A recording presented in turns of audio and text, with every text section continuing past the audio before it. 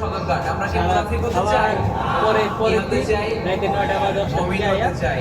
এই মুনাফিকের দলগুলো মদিনাতুল মুনাওয়ারাতে ওমর ফারুককে খুব ভয় পেত।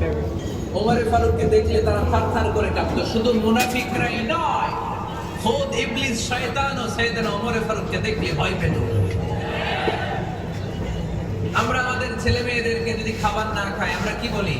আম্মু খাবার খাও। কি আসবে? ভূত আসবে, বিড়াল আসবে, বাঘ আসবে। এগুলো গাজীপুরে বলে না বোধহয়।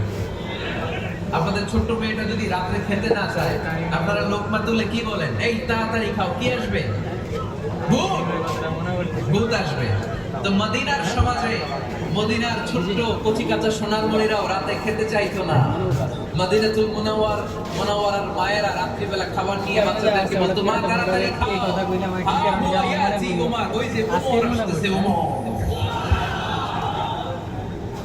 ইসলামের দ্বিতীয় খলিফা। আশাদ্দুহুম ফি আমরিল্লাহি উমর। আল্লাহর জমিনে আল্লাহর দ্বীন বাস্তবায়নের জন্য সবচেয়ে শক্তিশালী ছিল ওমর। চিল্লায় পড়েন সুবহানাল্লাহ।